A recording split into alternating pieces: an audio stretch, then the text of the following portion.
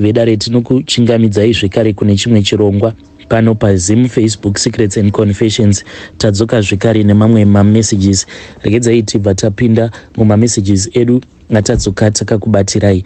Message yedu yekutanga yakamira sekudai so: hanzi makadii zvenyu mukoma Nashi, ndinokumbirawo kuti munge muchindiposterawo nyaya yangu makavhikawo chitupa changu. Yangu nyaya mukoma, it is about apo pandakamboitawo drug addict ndiri muno munyika yevatorwa, asi ndinongoda kungotenda Mwari kuti Mwari makatendeka, because dai dzanga dzisiri nyasha dzenyu zvimwe kuda izvezvi ndingadai ndichingotenderera nayo South Africa ndichingopenga, asi Mwari vakabva vazondiwanira nyasha. Ende zvangu mukoma hazvina kana kuzomboda madokta, zvakazongozviita zvoga. Zvakaitika mukoma ndezvekuti ndichibvawo kumusha ndainge ndiri munhu ainge achingozvinwirawo doro rake, ndainge ndisingasvuti fodya ezini kutotora mudzanga ndobva ndatosvuta, asi ndaisvutira fodya mumbanje. Aiwa, mbanje ndiko kwainge kuri kudya kwangu. Ndainge ndisingatombokwanisi kana kuenda kutoilet kana kuri kunzi ndinenge ndisina kuputa mbanje dzangu idzodzo ndakagara pachemba. Izvi ndainge ndakazvidzidzisa kubva pandakatanga kudzidzira kusvuta mbanje. Ndaiwanzokuhwanda vabereki vangu ndiri mutoilet ndichiita sekunge munhu ari kungozvibatsira mutoilet. Saka ndipo pandaitowanawo mukana wekuti ndinge ndichizvibatsira. Saka kakabva kazongova kachijairira zvekutoti bhodhi yangu yakatosvika pakutojairira kutoti pose pandinopinda mutoilet ndinofanira kuti ndinge ndichitosvuta mbanje. Saka mbanje ndiko kwainge kuri kubasa kwangu. So mukoma, ndakazoti ndava muno muSouth Africa pane pamwe apo pandaiwanzokuenda kunodzitenga manje idzi, but unfortunately zvandainge ndisingazivi ndezvekuti vanhu vepo avo vainge vachidzitengesa ivo zvavaiita ndezvekuti vaidzimixa mbanje idzi, vaidzimixa neiya yavanoti nyaupe. Zvinhu izvi by the time yandakazofind out kuti ndo zvainge zvichiitika, it was already too late for me, because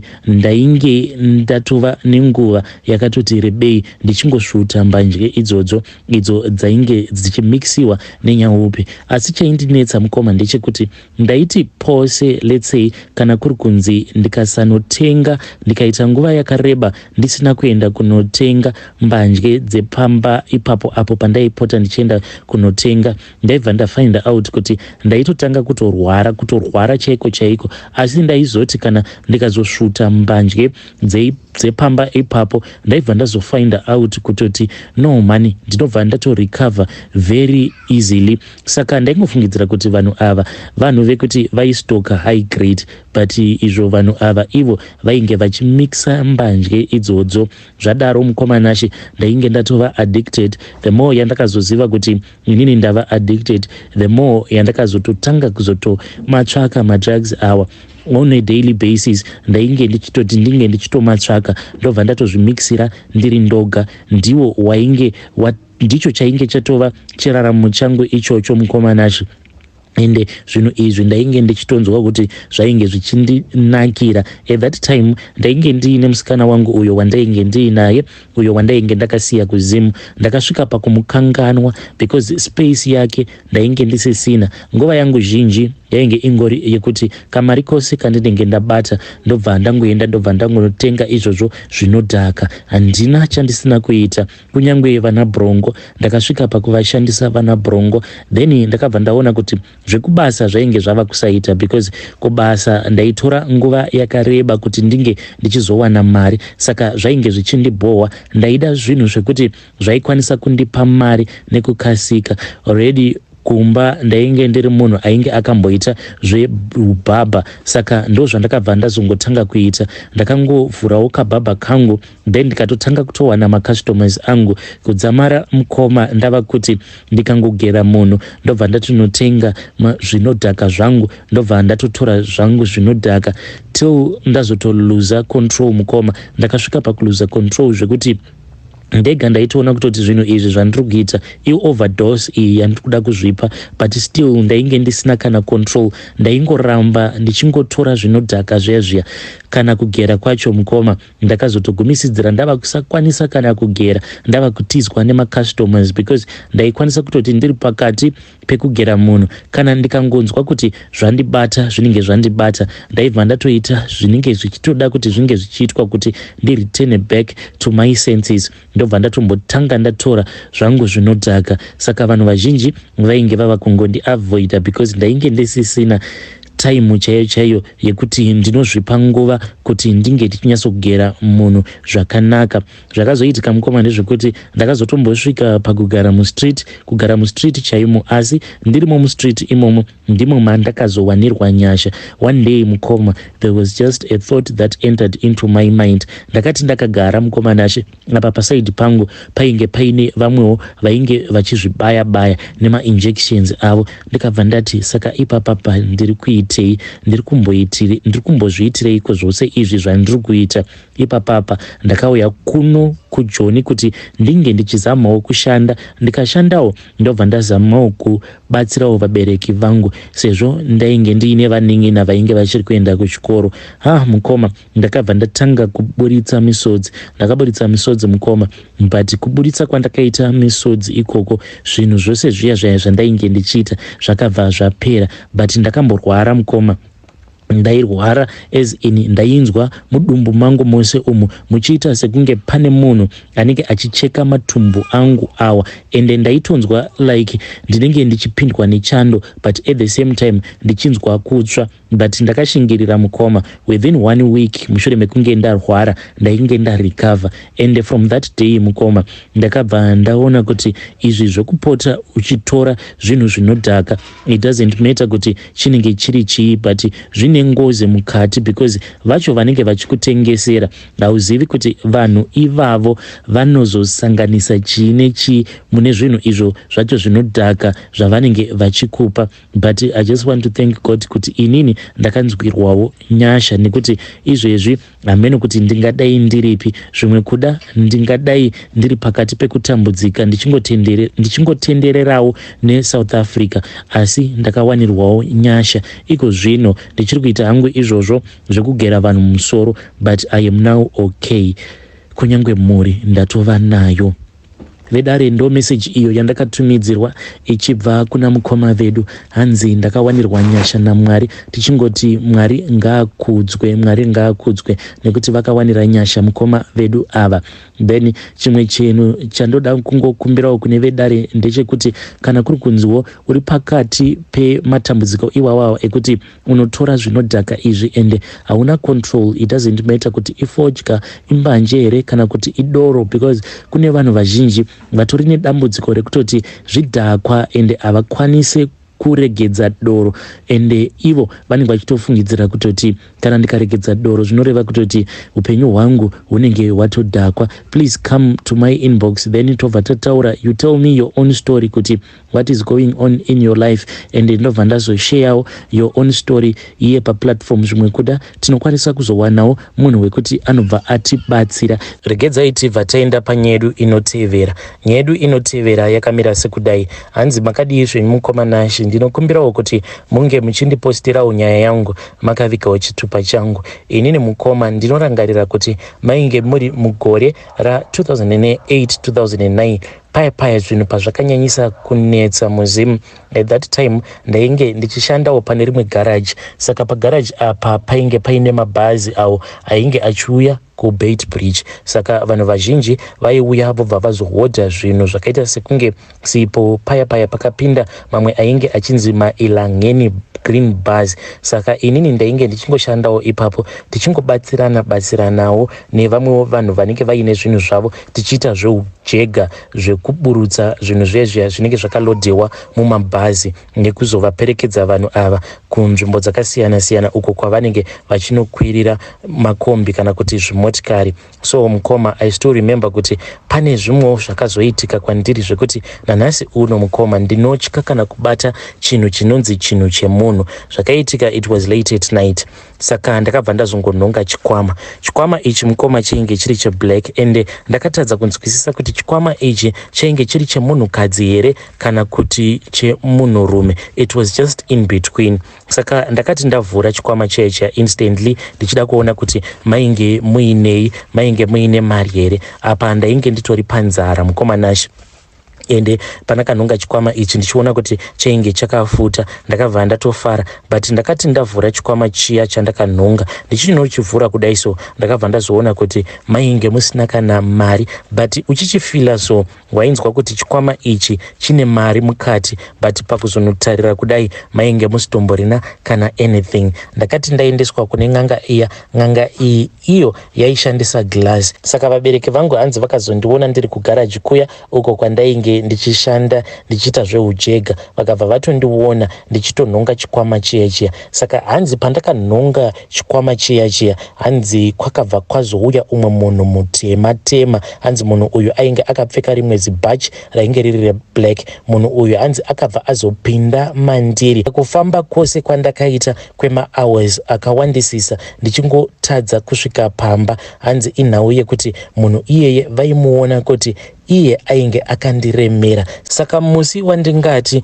ndiwo wandakazorikavha my full memory mukomanashi, ndakapepuka ndiri mune imwe imba yainge ichityisa. Kana vhudzi rangu mukoma rakamira, ndakabva ndatanga kumerera because mumba imomo mainge makatakura kurema. Ndakabva ndazopepuka paya ndokubva ndatanga kudzedzereka ndichizama kubuda panze, ndikabva ndazodonera pasi because makumbo angu awa ainge asisina balance, sezvo ndainge ndakaspenda a very long time ndisingagone kufamba, ndisingagone kuita sei, ndichingogara ndakarara. Ndakazototanga kutodzidzira kufamba kuti 1 2 kusvika ndazorikavha.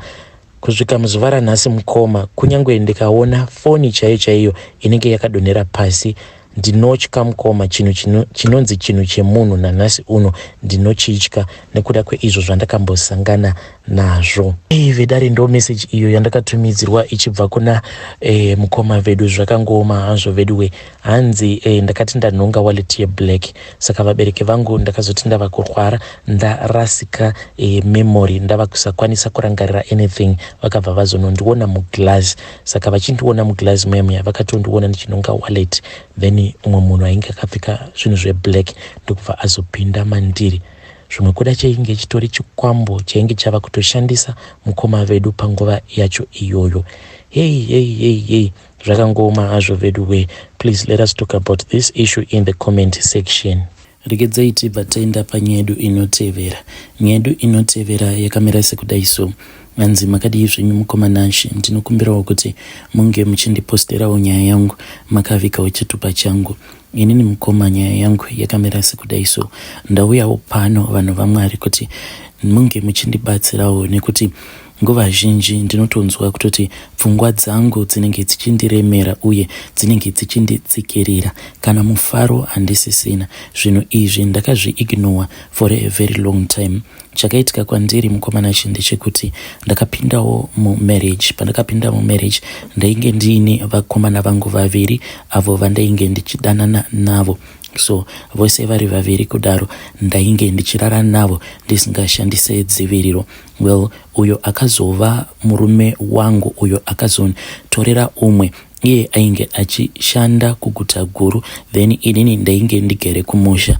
Ndainge ndichingozviita sekunge ndainge ndiri munhu ainge ari honest, but ndainge ndisiri honest zvamwe chose.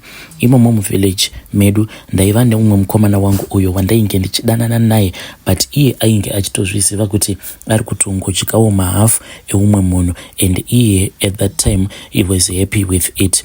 Zvadaro mukomanashi ndaiti uya mukomana wangu paanenge auya kumba kumusha, then taibva tamika sure kuti tahave a nice time, achiti ari kundipedza nzara, but ndaiva munhu wekuti ndaigara ndisina kana nzara. Saka ndakabva ndazobatira pamuviri, ende pandakati ndangobatira pamuviri quickly ndakabva ndachuza, ndikabva ndaona kuti uyo wandainge ndichiswera ndiinaye each and every day ainge asingashandi, hakuna future yaaikwanisa kuzondipa, but uyo wangu uyo ainge ari mudhorobha, ari muguta guru. Ndakabva ndaona kuti ndiye munhu ainge achikwanisa kundipa future. Ndakabva ndamukumbira kuti ndaikumbirawo kunoona kwa ainge achigara, ndokubva azondibvumidza kuti ndinge ndichizoenda naye. Saka ndakazoti ndasvika kuya mukoma, ndakatombozama kuti ndinge ndichibvisa nhumbu iya yandainge ndakatakura. Saka ndakati ndava kuda kunobuda ndichida kuenda kumwe kwandainge ndanzwa kuti kwainge kuine vamwe doctor, vaya madoctors aya epasi pemuti vainge vachikwanisa kubvisa nhumbu iyoyo. Mari ndainge ndiinayo. Ndakati ndichingonobata gate, murumewo achisvika pamba achindiudza kuti musi iwoyo ainge akasikisa kuchaisa. Apa ndainge ndakatogeza ndichitoti ndikutobuda ndikuda kuenda kutown. Ndakabva ndamunyepera zvangu ndikati ndainge ndichida kungofurwa nemhepo. Ndokubva ati ngatidzokerei mumba, otherwise ndinozokutorerwa. Mukoma ndakabva ndaona kuti panapa ndainge ndatoirasa. Apa maweeks ainge achingofamba kudzamarawo iye ndazongomuudza kuti inini ndainge ndabatira pamuviri. Ndakati ndamuudza kuti ndainge ndabatira pamuviri, haana kana kumbogara aita any doubt. In fact iye akabva atofadzwa nazvo kuti ainge akwanisa kundipa pamuviri. So mukoma ndakabva ndazozvara mwana wangu musikana wekutanga. So at that time inini neboyfriend yaiya tainge tatosiyana, but akangonditi one day paakasangana neni ndiine pamuviri, akangonditi chinhu chawakatakura mudumbu mako hachisi changu. Ndikabva ndati kana maya, ndakatoenda kuHarare ndisina kana nhumbu ine, haasi mwana wako. But mumwoyo mangu ndainge ndiine suspicious yekuti uyu ndiye muridzi wemwana. Zvadaro mukoma takararama kusvika pari zvino mwana wangu uyu musikana iye pari zvino ava ne13 years. Ende zvinhu zvekuti zvava kudzoka kwandiri because baba vacho manje vava kungoti pose pandinenge ndiri kumusha vari kungonditi ndiri kuda kutora mwana ndinge ndichienda naye kuma-DNA kuti ndingozvipuruvhira kuti zveshuwa zvawakandikudza paya haasi mwana wangu. Ivowo vakazoti vawana baba vacho ava vandinosuspekta kuti ndivo baba vemwana wangu wekutanga. Vakabva vazongozvara vanakomana vega. Vane vanakomana vanokwana ivo kuita 5. Saka vakabva vati uyo musikana ndikuda kuziva kuti ndewanguwo here, nekuti havana kuzokwanisa kuzozvarawo mwana musikana. So vedare inini ndiri kukumbirawo kuti munge muchindibatsirawo nekutofunga chaiko, nekuti zvinhu zvakadai kana zvikazobuda pachena zvinhu zvinozonyadzisa, because inini pachangu handichakwanisi kana kufunga. Ndava kutya kuti ndinokwanisa kuzvitorera upenyu hwangu, because zvinhu izvi pazvakaitika kudhara ikoko taingozviudza kuti chikomba hachina mwana. Kunyangwe ukamitiswa neumwe anenge akumitisa, mwana anenge achingonzi ndiwe murume wako. Saka akandivhundutsa paakati mwana uyu ndikuda kuzomboenda naye kuma-DNA, ndichazviita in secret, I won't damage your marriage. But kana akazowana kuti mwana uyu ndewake haazonditengesi here, akabva ati ava kuda mwana wake. Please ndibatsireiwo vedare ndisati ndakoromoka kumatero.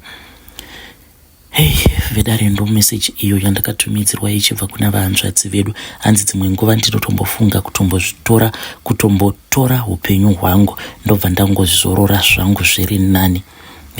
Please let us cancel here in the comment section. Hanzi ndakazviita apo pandainge ndichiriwo musikana wechidiki.